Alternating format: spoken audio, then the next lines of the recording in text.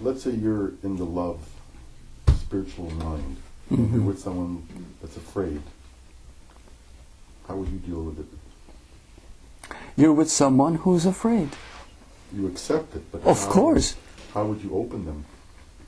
Why do you want to control them? See, there's no control in love. In love, there's acceptance.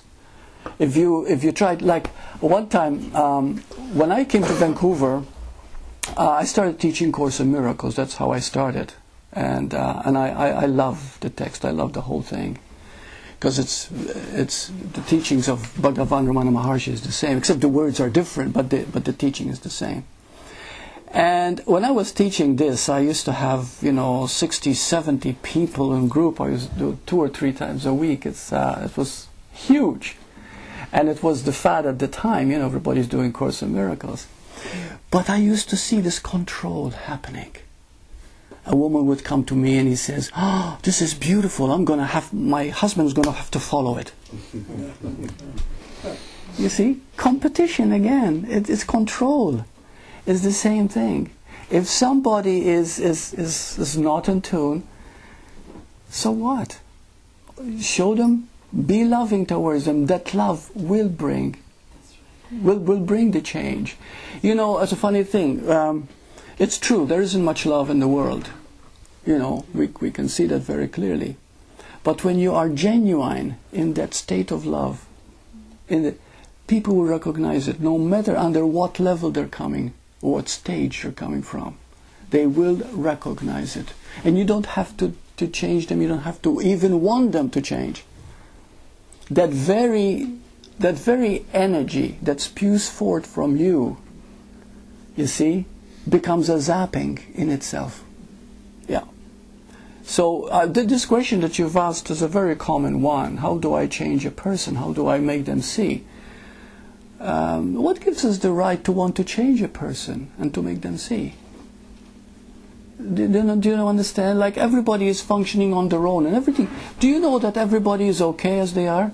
The only problem is that they don't think so. You see? Because they don't accept themselves. But wherever you're coming from, it's perfectly okay. It's perfectly all right. You see? And the moment you start to accept them just as they are, they don't have to change. They don't have to be different to be with you. That very acceptance itself, they change when they're with you. And they'll also begin to accept themselves. You see? Spirituality is the easiest thing in the world.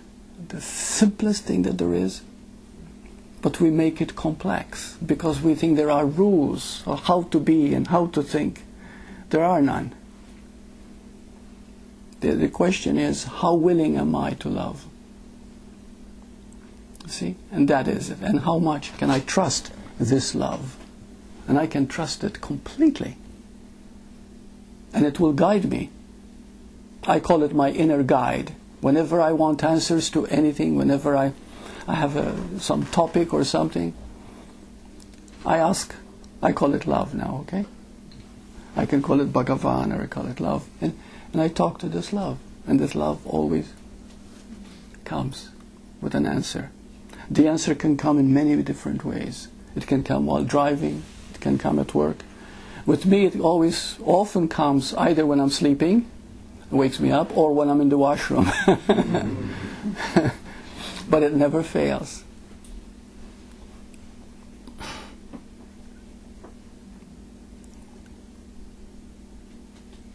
I think, too, the problem with the love part is that we don't fully love somebody, or at least I've experienced that, because you're afraid of losing it. Mm-hmm. You're afraid that that it won't be there.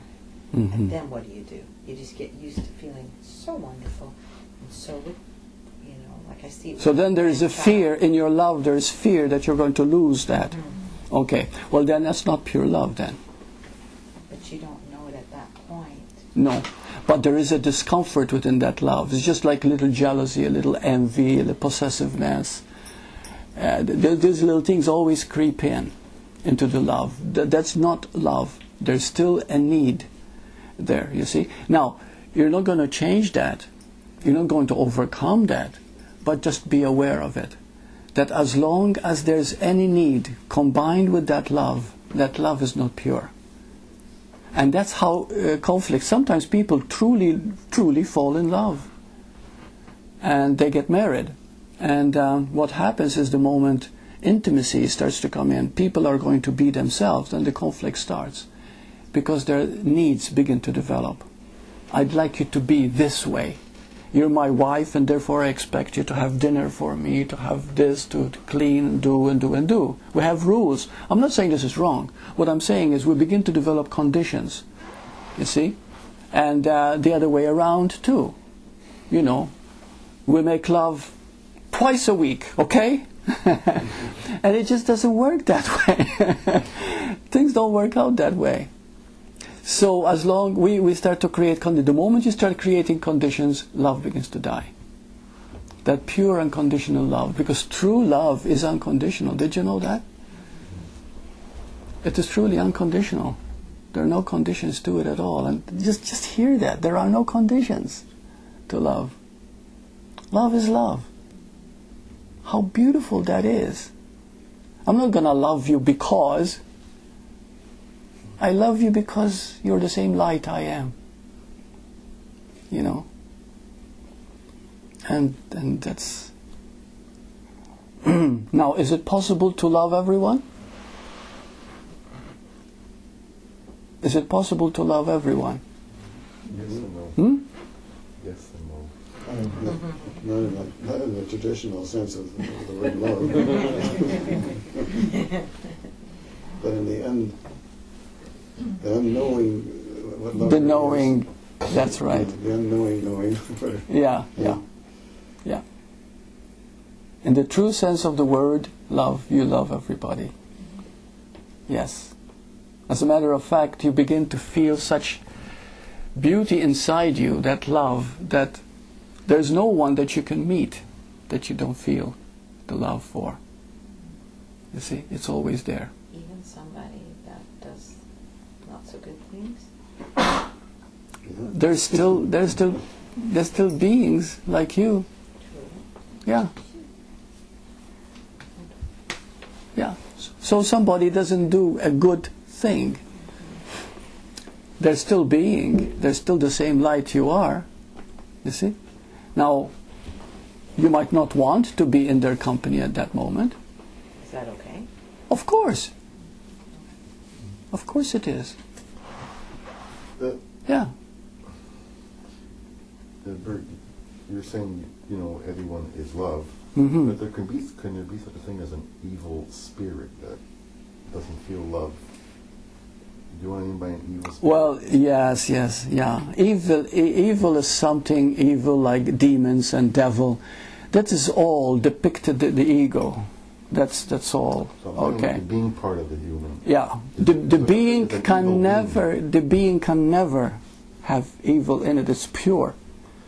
Purity can never be tarnished. So The human part can have a very strong ego to the point where it almost blocks its whole love nature buried. So the heart is not evil. It's the ego that's hardened the heart. It doesn't harden the heart. It blocks it from expression. Blocks it. Yeah. But it's still But- there, in other words. But the goodness is always there. The purity, the love, the light is always there, no matter how hidden it is. It's always there. It just needs to be recognized. You see, despite what the outer appearance is.